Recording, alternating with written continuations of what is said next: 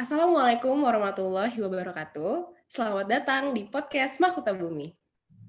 Podcast kali ini saya akan mengundang seseorang. Beliau adalah salah satu mahasiswa dari Telkom University. Tapi bukan mahasiswa biasa. Kenapa? Karena beliau ini memiliki jabatan sebagai ketua atau kepala dari Himpunan Pengusaha Muda Indonesia. Bang Adi.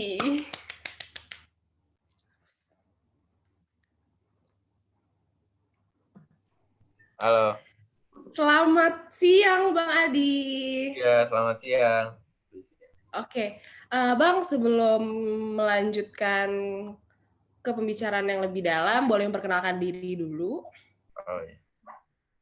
Bismillahirrahmanirrahim. Assalamualaikum warahmatullahi wabarakatuh. Perkenalkan, nama saya Heri Adi.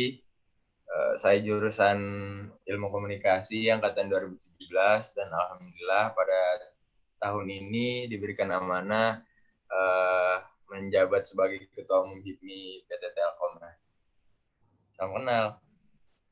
Salam kenal, Bang Adi. Oke, jadi buat teman-teman yang belum tahu, Bang Adi ini mahasiswa Ilmu Komunikasi juga ya, Bang? Iya, betul. Markom juga. Tahun berapa, Bang, kalau boleh tahu? Angkatan 2017. Angkatan 2017, oke. Tahun kemarin juga ikut Urfil.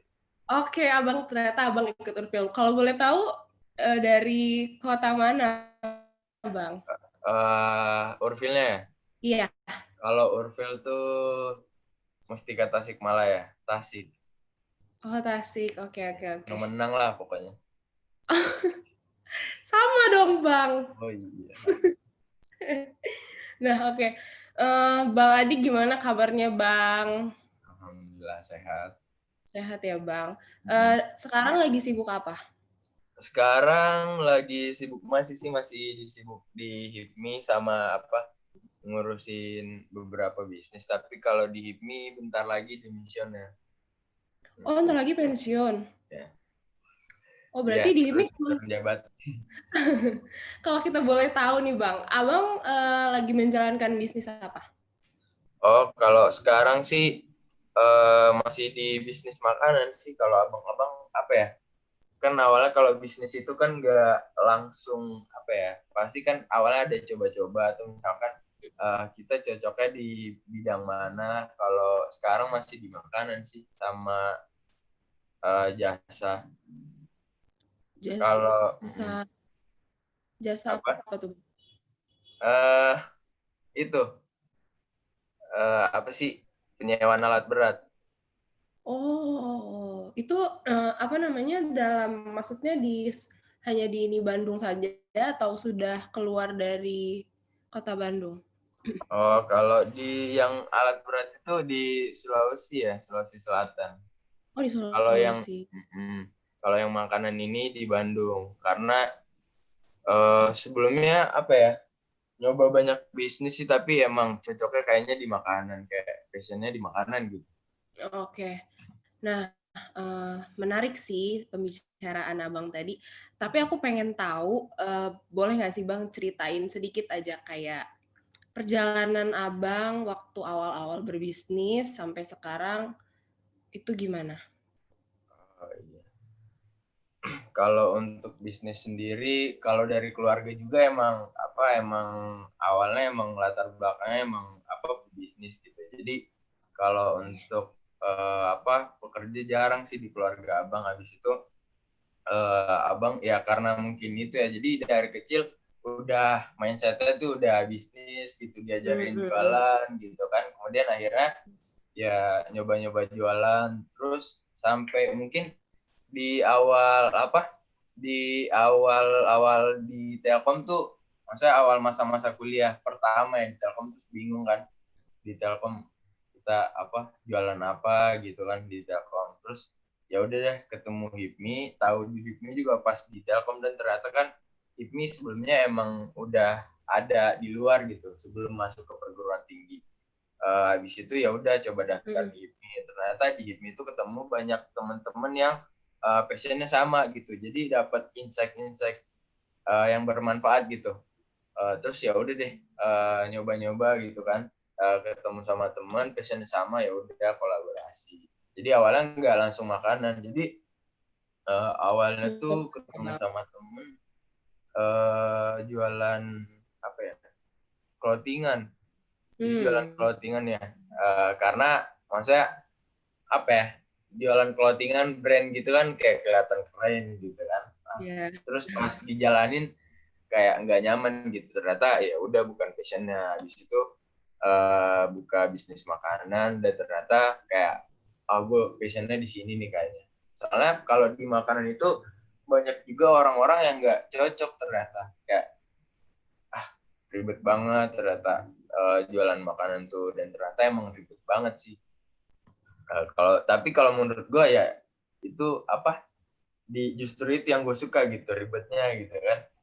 Kita bisa ngontrol orang-orang, SDM-nya segala macam. Gitu sih. Jadi kalau buat bisnis juga selama kuliah apalagi ya, itu sebenarnya banyak banget sih. Pernah jualan skincare juga, jadi Natrep tuh, Natur Republik. Jadi sebelum ada official store-nya di Indonesia, abang sempat impor-impor juga, karena di HIPMI ada senior yang dia emang bisnisnya ekspor impor barang. Jadi ngikut di sana, masukin barang, nyoba-nyoba kan, siapa tahu cocok gitu. Ternyata nggak cocok juga jualan skincare. Dan pas udah mulai jalan tuh kayak aduh nggak cocok nih kayaknya jualan skincare. Ya udah, barang-barangnya masih ada stok, ya udah bang kasih aja ke teman buat dijualin. Ternyata laku dijualin sama dia. Apa? Jadinya dikasih bang? Iya dikasih. Karena ya udah dijualin sama dia, dan ternyata pas dia yang jual laku gitu. Nggak tahu deh. Oke. Berarti emang harus coba-coba ya bang memulai bisnis ya. Nah, ya maksudnya kita cari gitu yang cocok sama kita gimana, karena tentang kenyamanan juga sih. Kadang kita tuh bisnis tapi kayak gak nyaman gitu, pasti ya ngelakuinnya juga nggak totalitas. Benar. Oke. Nah, tadi Bang Adi lumayan banyak menyinggung, membicarakan soal HIPMI nih. Mungkin beberapa teman-teman aku yang di sini belum paham jelas apa sih HIPMI itu, terus juga HIPMI itu berfungsi buat apa sih, kok Abang ini mengepalai suatu himpunan, HIPMI itu apa sih gitu. Nah, jadi boleh nggak sih Bang diceritain HIPMI itu secara keseluruhan gimana, biar teman-teman pada tahu. Oh iya, gambaran secara umum ya, garis besar. Iya. Jadi kalau HIPMI itu kan Himpunan Pengusaha Muda Indonesia, yang memang awalnya itu dibentuk bukan untuk bukan untuk mahasiswa gitu. Awalnya memang HIPMI ini organisasi eksternal, dia dibentuk di tahun 1972 kalau nggak salah. Kemudian jadi awalnya memang cuman para kalangan pengusaha gitu, apalagi zaman dulu itu sebenarnya jauh dibandingkan sekarang gitu perbedaannya. Kalau di zaman dulu tuh awal-awal dibentuk itu sebenarnya cuman khusus anak-anak pengusaha gitu. Jadi anak-anak pengusaha, anak-anak konglomerat lah istilahnya dulu membentuk itu. Terus kemudian seiring berjalannya waktu, HIPMI ini lebih dinamis. Jadi mereka bergerak ke masuk ke semua bidang. Dia beradaptasi. Jadi dia mencoba untuk membangun mindset pengusaha di kalangan mahasiswa gitu kan. Bahkan sekarang kita di perguruan tinggi pun karena karena pandangan tersebut, jadi kita ada program juga untuk siswa-siswa gitu, siswa SMA, SMK sederajat gitulah. Jadi kita bikin program gitu kan, acara kita yang membuat itu lebih lebih awal lagi lah istilahnya. Jadi kita membuat mindset pengusaha itu terbangun dari awal, karena memang HIPMI itu banyak didukung apalagi sama pemerintah, karena kan salah satu faktor negara berkembang menjadi negara maju karena pengusahanya juga. Jadi sekitar kalau nggak salah hampir di seluruh negara maju itu rata-rata pengusahanya ada 14% dari rasio penduduk. Jadi dari total penduduk lah istilahnya. Jadi ada 14% dari total penduduk itu harus menjadi pengusaha. Jadi untuk untuk mendongkrak pendapatan juga. Jadi mereka bisa membuka lapangan pekerjaan seluas-luasnya.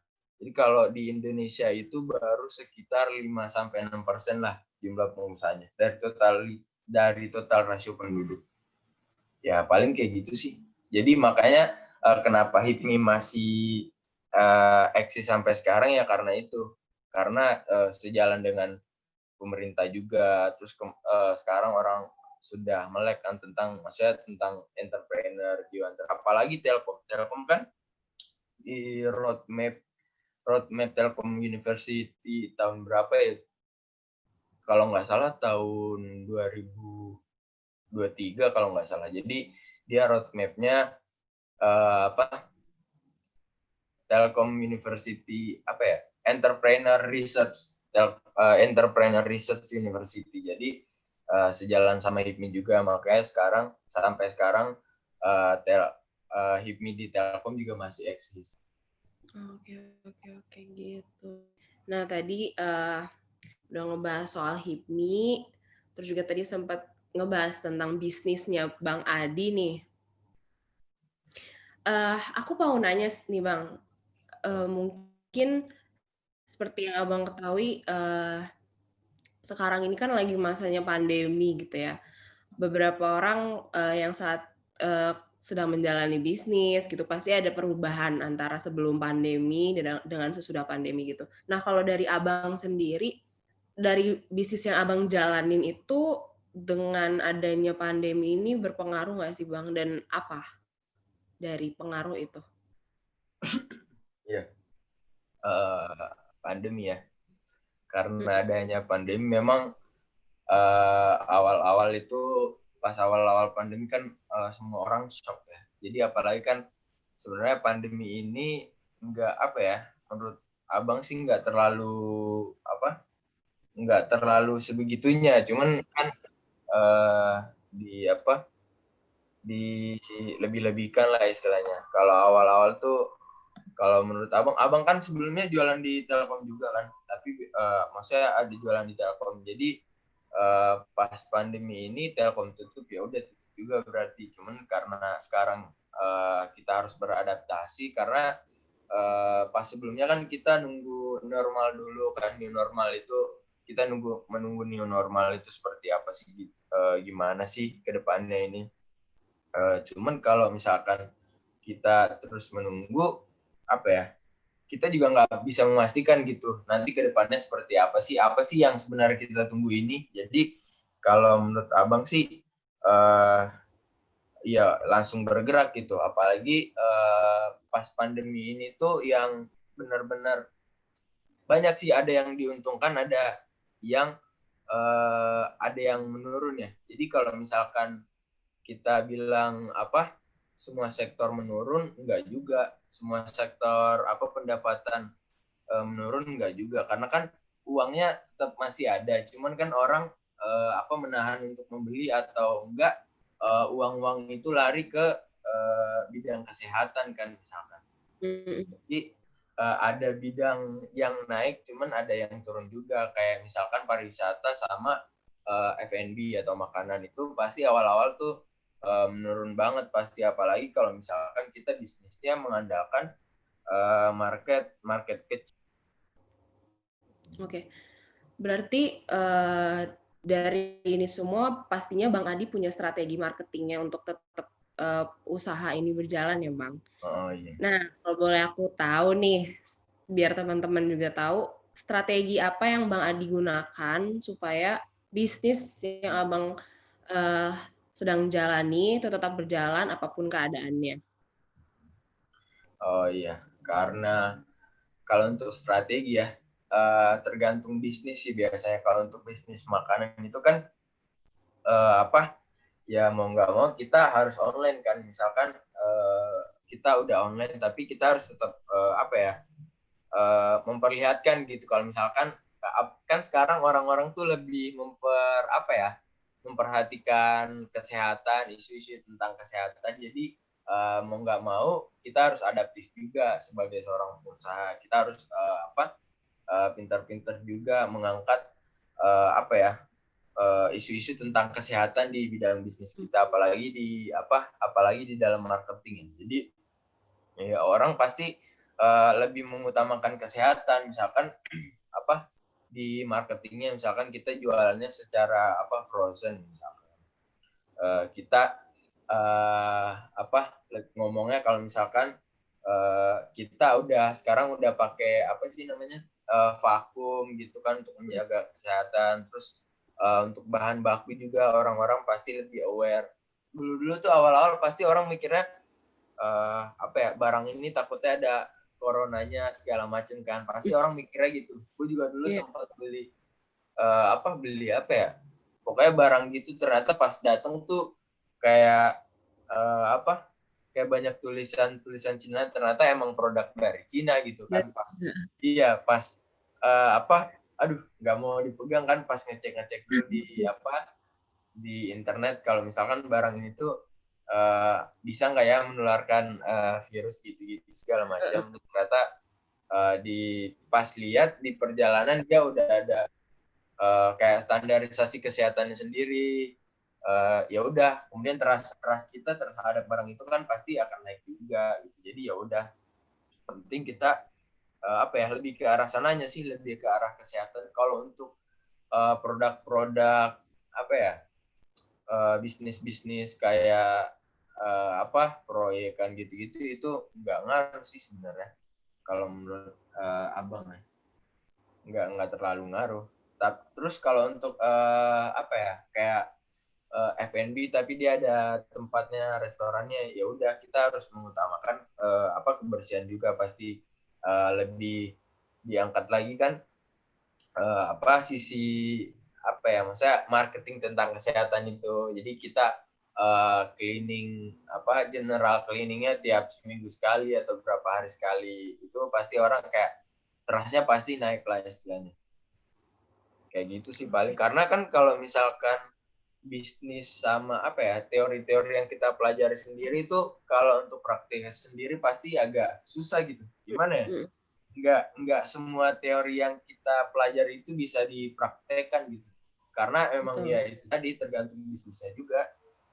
Karena kalau kayak misalkan bisnis kayak proyek, mereka pasti nggak memikirkan ke arah sananya. Yang penting mah proyeknya tetap jalan, orangnya tetap laksanain protokol udah gitu doang.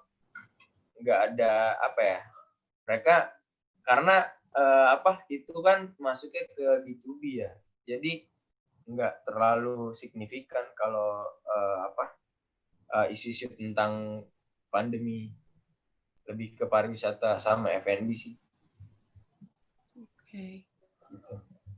Oke.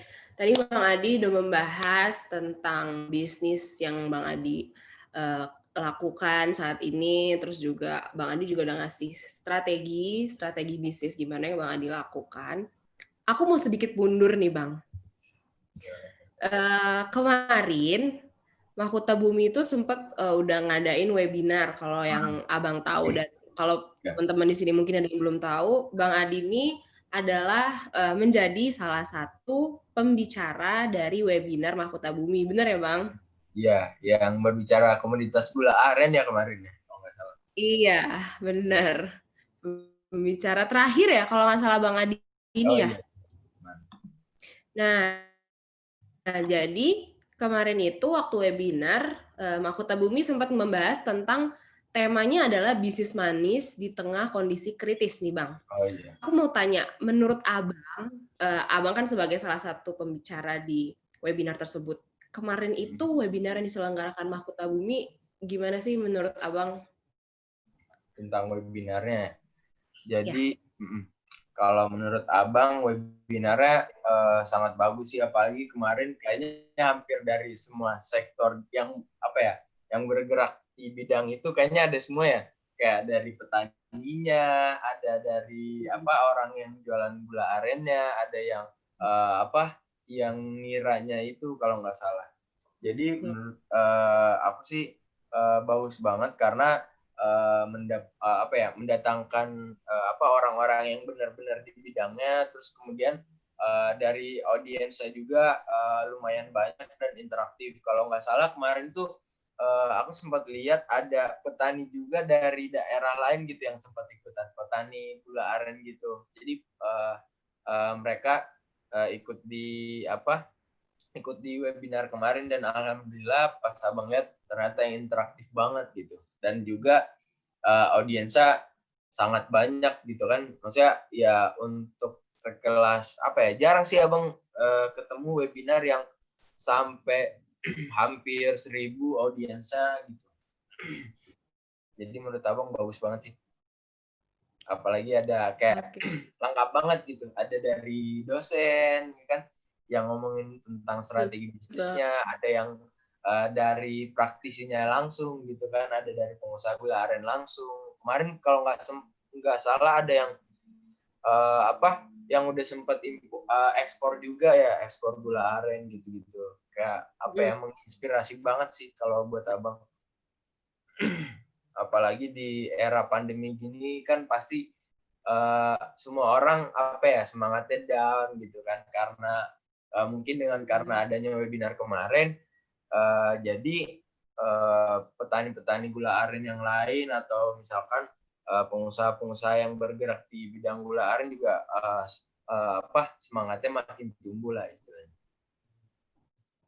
Oke, kita dapat pujian nih teman-teman dari Bang Adi. Sebelumnya kita juga, aku mewakilkan teman-teman yang lain mau ngucapin makasih juga ke Bang Adi, karena Bang Adi juga membantu mensukseskan acara webinar kemarin. Oke, karena kemarin Bang Adi udah sempat menjadi salah satu narasumber, dan Bang Adi juga pasti udah ngikutin isi dari webinar tersebut gitu. Nah, sebenarnya tujuan kita dari membuat webinar tersebut ini, Bang, kita tuh pengen membantu memajukan bisnis di gula aren gitu. Aku mau tanya, menurut pandangan dari Bang Adi sendiri, gimana bisnis gula aren saat ini kalau dijalankan di era pandemi seperti ini? Bisnis gula aren di era pandemi. Iya, kalau menurut aku sih bisnis gula arennya aja dulu ya. Bisnis gula aren itu bagus banget sih sebenarnya. Apalagi kan hampir banyak banget ya makanan-makanan yang berbahan dasar gula aren, kayak misalkan makanan dan minuman kekinian lah istilahnya kan, kayak boba, brown sugar kan pakai gula aren pasti. Jadi kalau menurut aku peluangnya masih sangat bagus sih. Apalagi kalau misalkan kan market Indonesia kan sangat luas, sampai ratusan juta gitu kan. Menurut aku memenuhi pasar Indonesia aja sih udah benar-benar udah benar-benar bagus lah istilahnya. Terus kan sekarang ya orang lebih concern ke isu kesehatan. Jadi gula aren sebagai salah satu dijadikan sebagai bahan herbal juga kan ya, pohon-pohon itu kemarin. Jadi menurut aku salah satu salah satu brand atau usaha yang malah naik pas pandemi gitu ya, gula aren, karena permintaan di pasarnya itu langsung melonjak tinggi kan. Sebelumnya memang udah tinggi Kak, dikarenakan karena usaha-usaha kekinian, minuman kekinian segala macamnya. Terus sekarang orang terasnya isu kesehatannya lebih meningkat. Terus karena gula aren juga bahan dasar herbal kayak empon-empon itu tadi kan. Jadi menurut abang masih sangat bagus sih kalau untuk gula aren. Apalagi kalau misalkan mau diekspor gitu ya, diekspor dengan bentuk palm sugar, gula semut biasanya. Itu di luar pasarnya bagus banget sih kalau untuk gula aren sendiri. Berarti peluang bisnis gula aren ini sebenarnya untuk saat ini bagus ya Bang, karena menurut pribadi aku juga kayaknya belum ada bisnis yang benar-benar fokus di bidang gula aren gitu. Dan kalau teman-teman atau Bang Adi ini belum tahu, Kampung Adat ini itu merupakan salah satu produksi gula aren terbanyak gitu Bang, dan cukup tinggi. Walaupun sebenarnya di Kampung Adat Kuta ini tuh mereka masih menggunakan sistem home industry Bang. Dan tapi menurut data, dan itu sebenarnya perharinya itu mencapai 1 kuintal. Nah, jadi menurut aku juga hal inilah yang kayak sebenarnya kalau misalkan mereka berani untuk mendistribusikannya atau menjualnya lebih luas lagi, mungkin ini menjadi peluang bisnis buat warga yang ada di Kampung Adat Kuta gitu ya. Terus juga sebenarnya hal inilah yang menjadikan si Kampung Adat ini sebagai suatu produsen aren yang sangat potensial Bang di Jawa Barat. Jadi emang sebenarnya Kuta ini tuh udah terkenal menjadi produsen aren, tapi di Jawa Barat gitu, maksudnya baru di Jawa Barat gitu. Dan gula aren di Kampung Adat Kuta ini sendiri itu sebenarnya diproduksi dalam 2 bentuk, yaitu dalam bentuk tadi yang Bang Adi bilang sebagai gula semut, terus juga ada lagi sebagai bentuk bonjor. Jadi gitu Bang Adi. Jadi sebenarnya kalau misalkan kita lihat-lihat lagi, peluang bisnisnya sebenarnya besar ya Bang ya. Besar banget. Jadi iya untuk banget, tapi mungkin dari Mas ya gimana Bang?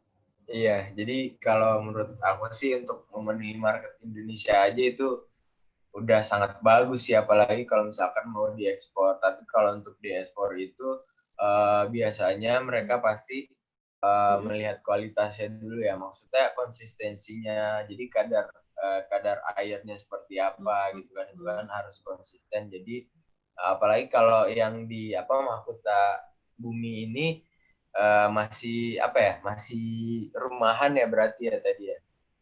Jadi mungkin untuk pemenuhan pasar Indonesia aja sih udah menurut aku udah bagus.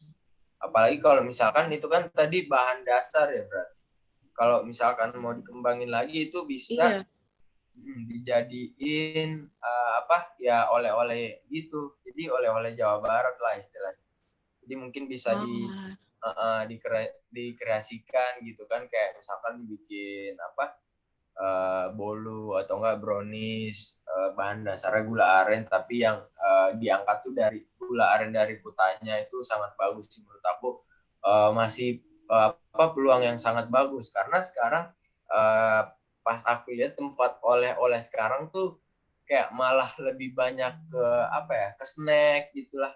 Karena temen aku juga anak HIPMI, dia masukin snack ke tempat oleh-oleh. Jadi menurut aku sih kayak nggak ada yang nggak ada ciri khasnya gitu lah istilahnya. Dia maksudnya diproduksinya di mana, terus mungkin dari bahan dasarnya. Kalau temen aku itu dia ya sama bahan dasarnya ya keripik pisang biasa.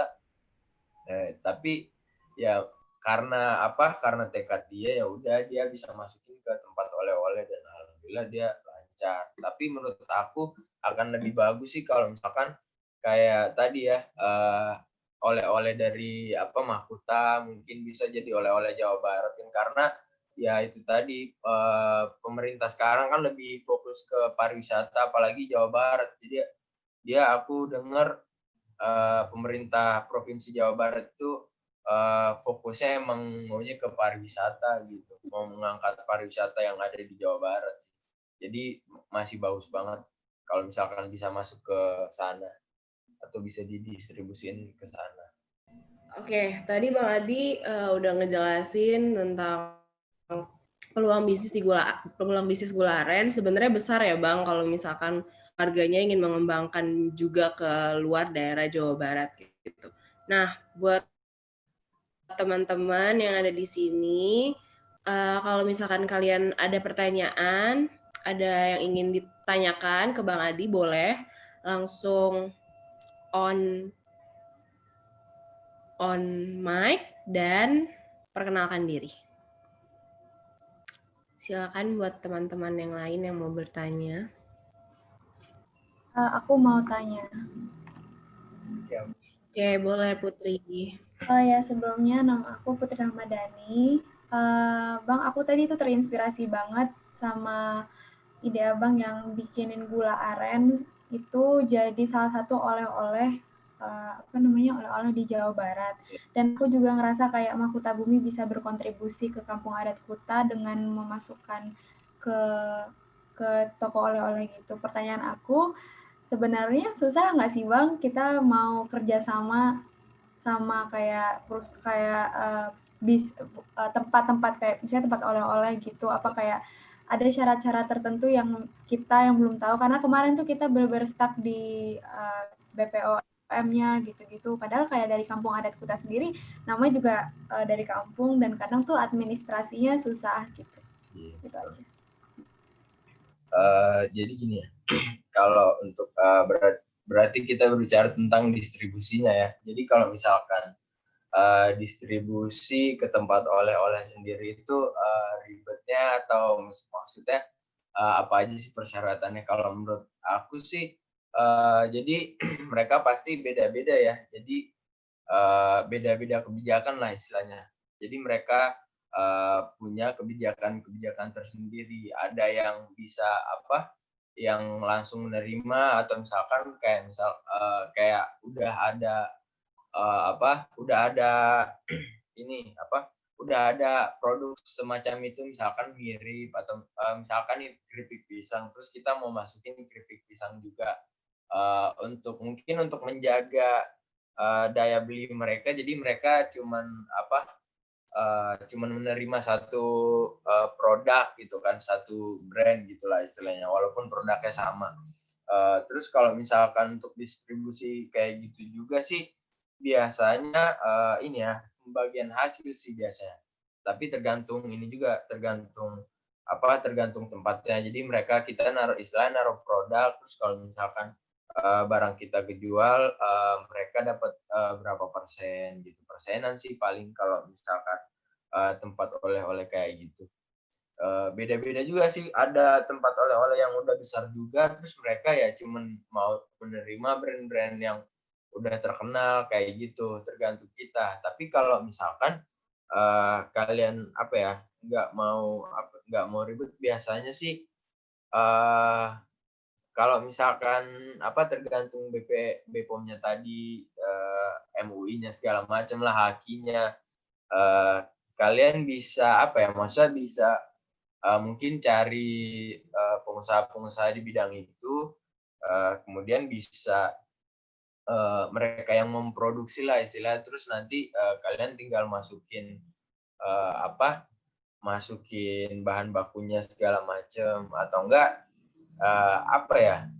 emang kayak maksudnya lebih kalau untuk BPOM kayak gitu-gitunya sih emang agak ribet sih. Tapi kalau untuk distribusi sendiri tergantung kebijakan dari tempat oleh-oleh tersebut. Jadi ya emang harus turun langsung juga sih.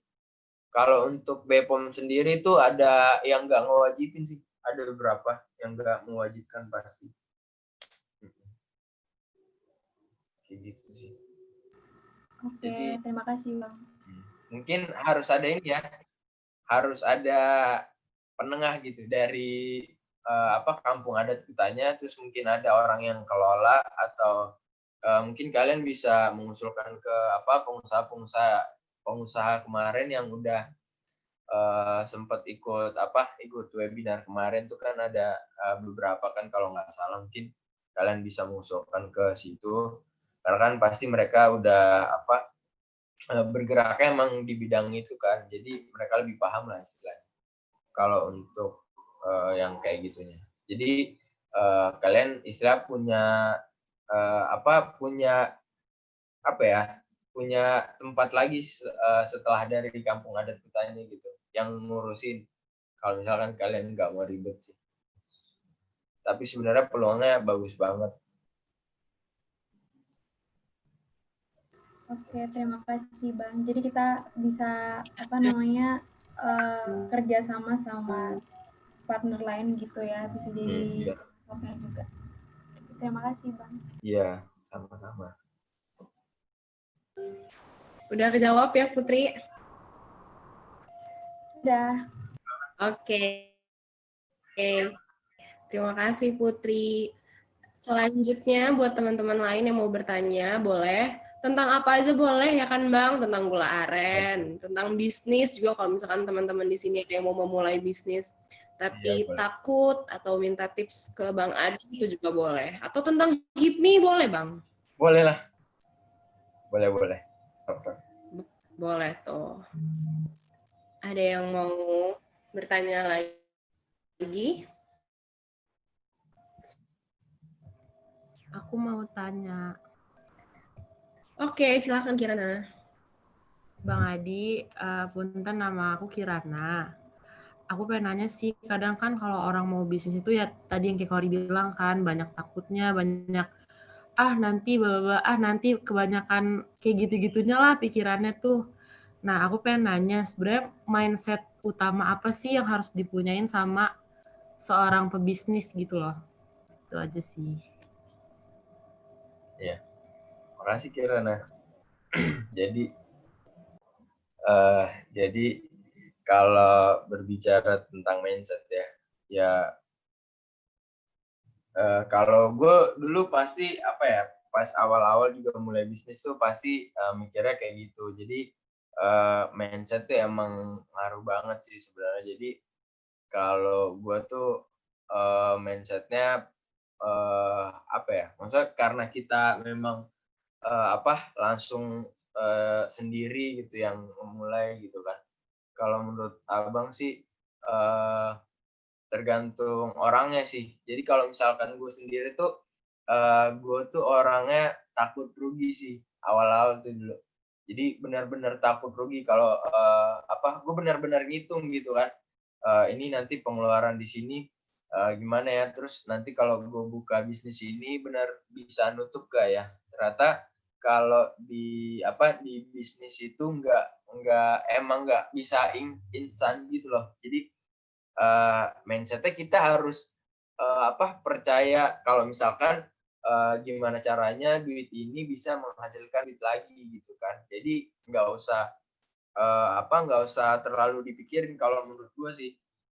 Terus selain itu salah satu mindset yang diajarin orang tua juga kalau misalkan mau ngelakuin sesuatu atau apapun itu jangan setengah-setengah gitu. Bukan setengah-setengah tuh maksudnya bukan kita misalkan ada modal berapa puluh juta kita langsung lemparin gitu kan, enggak gitu. Maksudnya kita benar-benar terjun ngejalanin bisnisnya. Mungkin beda-beda ya mindset pebisnis yang yang levelnya udah jauh, misalkan sekelas Sandiaga Uno, mungkin beda-beda pasti. Kalau mindset pebisnis awal-awal tuh yang penting bisnisnya bisa jalan dulu deh. Jadi mungkin yang pertama kalian pikirin ini bisnis bisa menguntungkan atau enggak, kemudian setelah itu gimana caranya bisnis ini bisa jalan, udah itu doang. Kalau pas udah jalan pasti ada lagi tuh masalah-masalah baru yang datang. Nah itu tergantung dari kitanya juga. Maksudnya mungkin dari sistem manajemennya kayak yang salah atau mungkin SDM-nya kayak yang salah. Kalau aku dulu mindset-nya itu sih yang penting mulai dulu, yang penting bisa jalan dulu. Jadi awal-awal tuh susah banget kalau misalkan pas mau mulai bisnis tuh pasti susah banget awalnya. Karena kan kita mikirnya banyak ya, kayak mungkin nanti kayaknya rugi nih ntar nih, nanti yang ngurusin ininya siapa nih.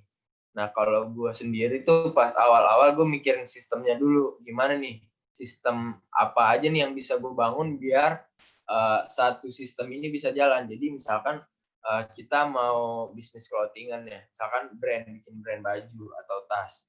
Jadi yang paling pertama kita cari atau butuhkan itu mungkin vendornya ya kan.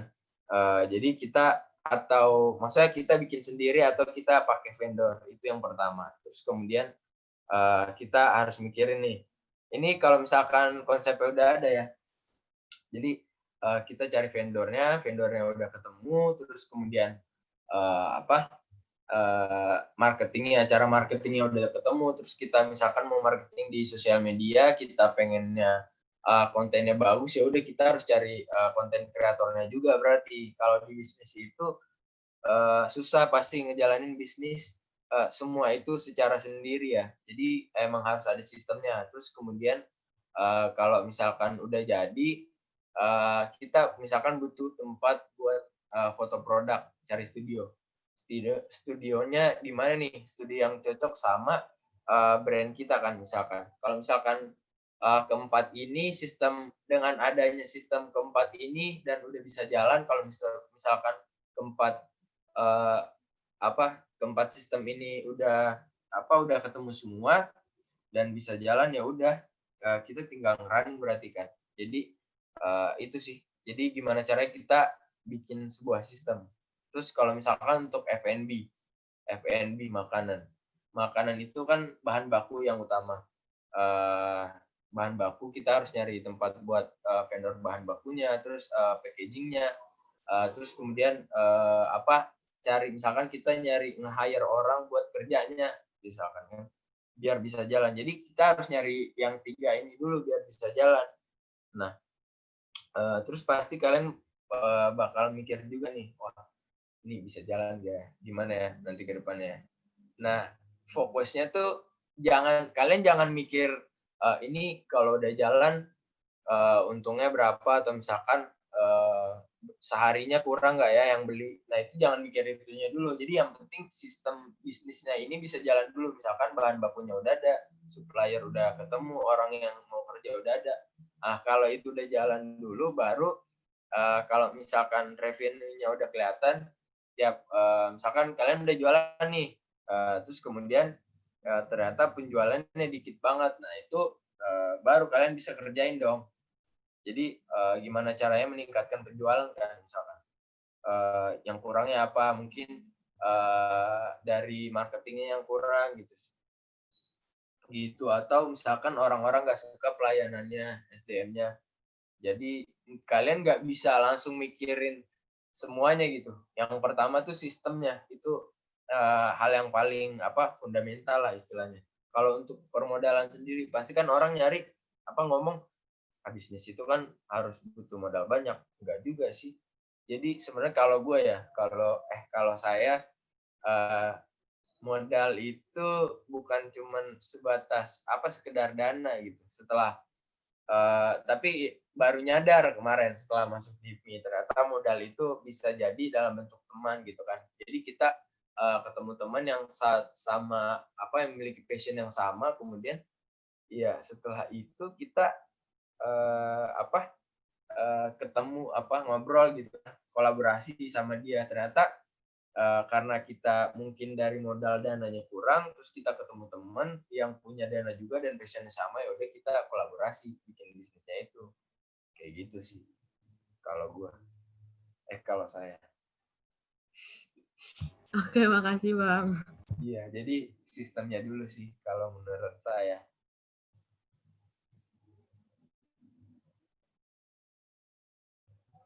Punten mau tanya. Iya. Jadi kan produk gula aren itu sebenarnya banyak ya Bang, dari banyak produsennya gitu, banyak yang punya. Nah, gimana cara kita sebagai anak komunikasi itu membuat si gula aren Kuta ini biar bisa laku di pasaran gitu loh Bang, bisa menarik orang-orang gitu, biar orang-orang tuh mau membeli si produk gula aren dari Kuta ini dibanding produk gula aren lainnya gitu. Oh iya, produk gula. Maksudnya di sini produk gula aren lainnya kayak daerah-daerah lain penghasil gula aren juga ya? Iya, betul Bang. Mungkin langsung aja. Jadi kalau menurut aku sih berarti kita analisa dulu lah kompetitornya ya. Jadi kita analisa kompetitor, kemudian kita lihat kelebihan dan kekurangannya dia apa aja ya. Hal-hal yang gampang sih menurut aku. Jadi kita tinggal meningkatkan kelebihan kita, apa yang menjadi kekurangan di mereka. Mungkin kalau secara bahan baku sih paling di distribusi, kemasan, sama sama pelayanan nih, paling itu aja sih kalau di bahan baku menurut aku. Gitu doang. Kita analisa kompetitornya seperti apa, kelebihan mereka apa, kekurangan mereka seperti apa. Baru dari itu kalau udah ketemu ya kita tinggal mengangkat kelebihan-kelebihan kita. Jadi kekurangan mereka adalah kelebihan kita gitu. Jadi kalau menurut aku hal-hal yang fundamental sih. Jadi ya itu tadi, kita tinggal analisa doang sih sebenarnya. Kalau kompetitor kita seperti apa, di mana aja. Terus itu kalau untuk di Indonesia kan ya. Ya, kayak gitu sih. Kecuali kalau misalkan dalam bentuk brand. Jadi kalau brand itu pasti butuh analisa yang panjang, terus kemudian marketingnya juga harus kenceng. Kalau untuk sebatas bahan baku sih menurut aku ya nggak butuh marketing yang terlalu wah gitu. Yang penting kita ada kelebihan kita gitu kan, kelebihan kita, kekurangan mereka, kelebihan kita, udah gitu doang sih. Karena kalau untuk menutupi pasar Indonesia aja hal-hal yang yang sangat luar biasa banget kalau misalkan bisa memenuhi market Indonesia. Gitu sih. Terima kasih Dinda. Ya, makasih banyak ya Bang atas jawabannya. Oke. Satu lagi pertanyaan boleh Bang Adi? Iya boleh, nggak ada Kori. Oke. Buat teman-teman, ada yang mau nanya lagi? Satu pertanyaan terakhir. Boleh siapapun. Raffi, Pram, nggak mau nanya? Bang, mau nanya Bang. Oh Raffi ya. Oke, silakan Raffi. Tadi kan Abang bilang kalau ada usaha yang di luar Jawa ya Bang, di Sulawesi. Iya. Nah, gini Bang, jadi kan saya di Bukit Tinggi nih Bang. Oh, Bukit Tinggi. Nah, Kuta itu ada di Jawa Barat. Gimana cara manage-nya gitu Bang, dari sini terus ke sana Bang? Oh iya, jadi manajemen berarti ya? Iya Bang. Iya. Kalau untuk manajemen sendiri, tergantung sih gimana ya. Kalau untuk bisnis sendiri tuh bisnisnya udah sampai level berapa, kemudian untuk di manajemennya udah tahap seperti apa gitu kan. Kalau misalkan masih baru banget, emang itu bisnis tuh nggak bisa ditinggal. Jadi kita kan berpegang ke karyawan. Jadi gimana caranya bisnis ini bisa autopilot, tetapi semua sistemnya bisa berjalan dengan baik, gitu kan. Kalau menurut aku sendiri, emang susah, nggak bisa bisnis itu langsung ditinggal ya, kecuali bisnis online. Kalau bisnis online kan kita bisa lihat revenue dari online sendiri. Kita cuman bisa tinggal controlling bahan baku doang kan. Kalau misalkan untuk bisnis kayak bisnis makanan sendiri, atau misalkan bisnis yang lain lah. Jadi kalau tergantung bisnisnya dulu, kita lihat dulu nih bisnisnya, misalkan bisnis makanan. Kalau bisnis makanan kan memang agak ribet ya. Jadi harus dari hulu ke hilirnya, maksudnya dari produksi ke penjualan itu kita harus controlling kan. Nah itu benar butuh waktu yang lama kalau misalkan untuk F&B sih. Terus kalau misalkan kalau usaha itu kan abang itu kan jasa, jadi orang cuman tinggal abang bisa nyari customer-nya lewat online, terus kemudian tinggal koordinasi ke orang yang handle di sana. Jadi kerjaannya nggak ribet istilahnya. Jadi tergantung bisnis juga. Kalau misalkan bisnisnya bisa dilepas, bisa enak atau pilot, lebih enak gitu. Kalau di makanan itu agak ribet sih memang. Jadi tergantung banyak sih kebutuhan biar bisnis ini bisa autopilot. Yang paling riskan tuh di SDM-nya. Jadi manajemen SDM-nya kita harus sudah tahu dulu kan orang-orang yang kerja itu seperti apa. Terus kemudian bahan bakunya misalkan udah ketemu, udah pas semuanya, kita tinggal controlling doang gitu kan. Terus controllingnya juga nggak terlalu ribet lah istilahnya. Jadi itu sih tergantung bisnis. Yang pertama, bisnisnya ribet atau enggak. Kalau abang kan yang di Sulawesi itu termasuknya jasa ya, penyewaan.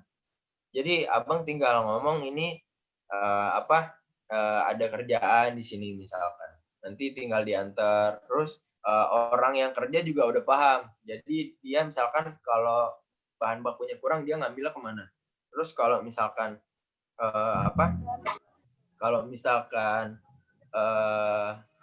ada kerusakan, misalkan ada hal yang perlu di maintenance lah istilahnya.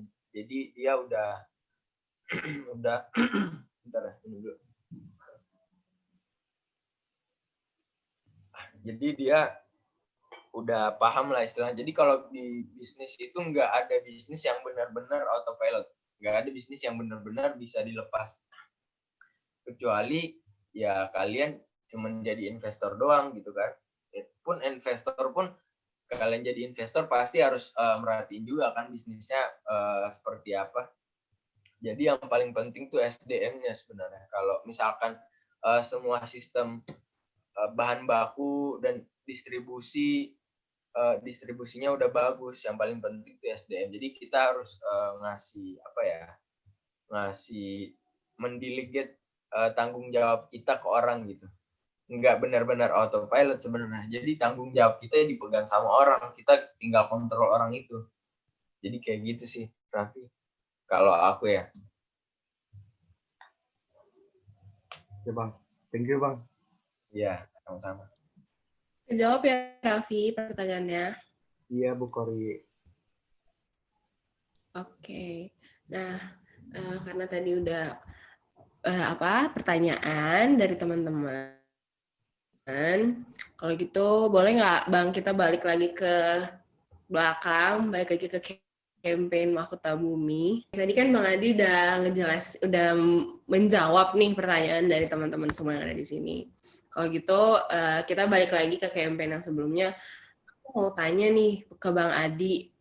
Menurut Bang Adi, kita kan di sini tuh mau mengangkat gula aren ya Bang. Kalau menurut Bang Adi sendiri, campaign yang kita keluarkan, terus juga dari kalau Bang Adi lihat dari strategi kita untuk mengangkat campaign gula aren ini dari Kampung Adat Kuta, gimana Bang? Jadi kalau menurut aku sih dari kemarin aku lihat campaign itu menurut aku sih tergantung timnya ya. Kalau misalkan timnya bagus, timnya kompak, ya pasti campaign-nya juga akan bakal kena gitu. Kalau dari Mahkota Bumi ini kan memang dari kemarin fokus mengangkat campaign gula aren, bisnis manis di era pandemi ya. Itulah. Jadi kalau menurut aku udah bagus. Terus ini ya, kemarin juga sempat dikait-kaitin ke makanan-makanan yang berbahan dasar gula aren.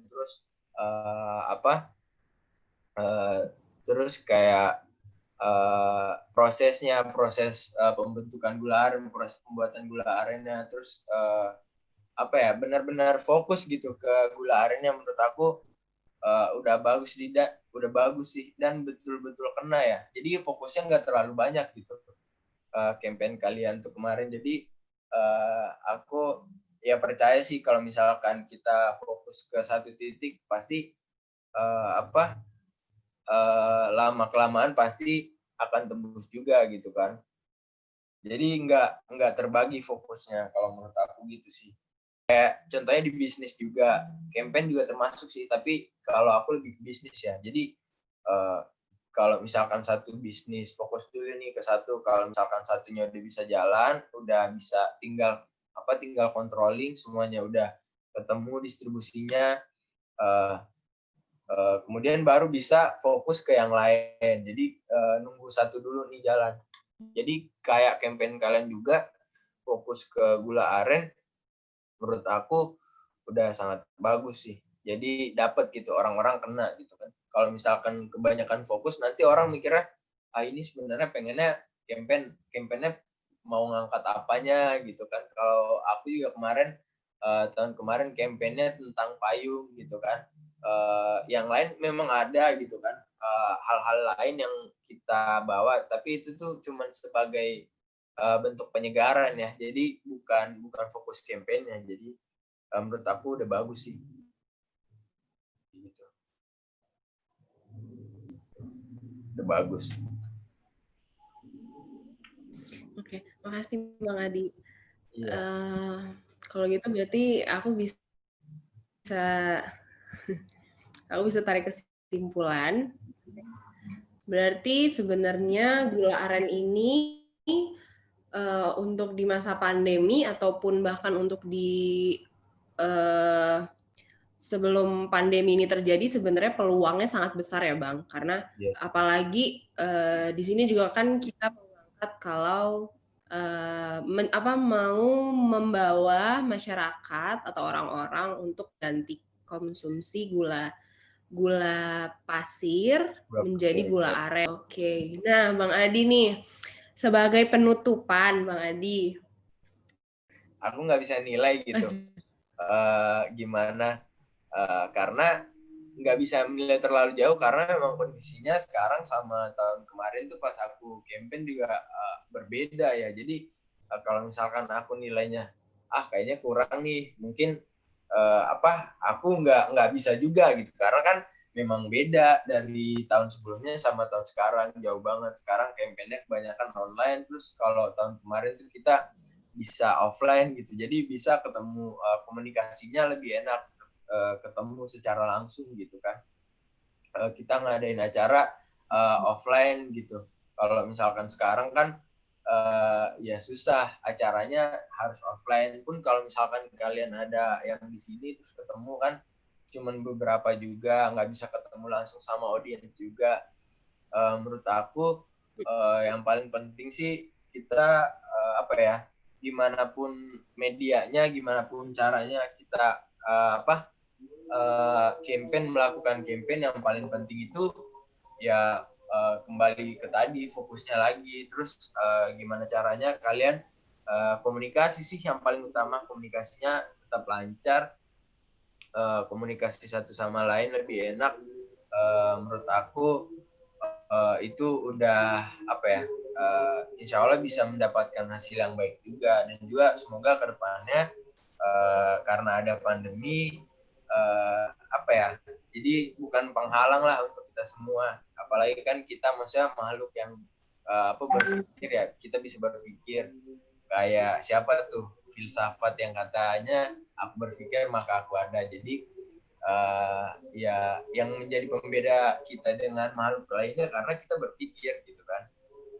Kita nggak bisa menunggu terlalu lama new normal itu seperti apa ya. Mungkin kita bisa simpulkan bahwa new normal itu adalah sekarang gitu. Ya kita berlaku seperti biasanya aja, maksudnya kita nggak usah terlalu menunggu keadaan yang stabil lagi seperti dulu gitu. Menurut aku kayak gitu sih. Jadi yang paling penting komunikasi.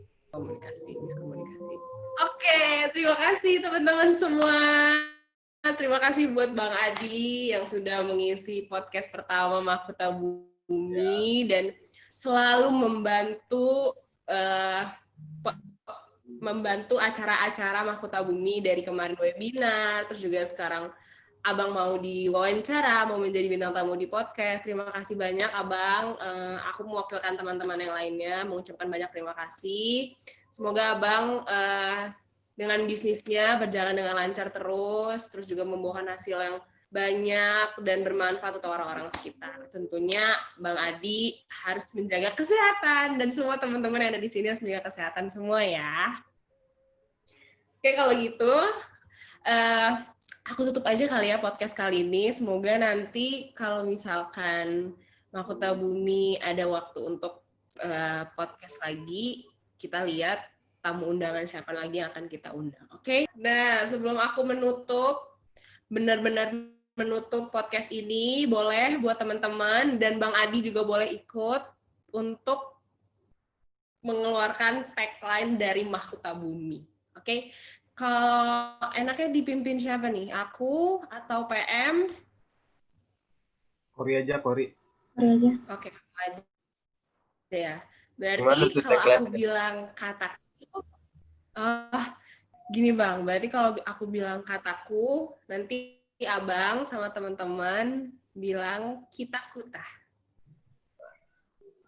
Oke Bang? Oke. Kita kuta. Terima kasih semuanya. Terima kasih Bang Adi. Terima kasih Bang Adi. Oke. Terima kasih Bang. Terima kasih Di banyak, Bang podcast Adi. selanjutnya.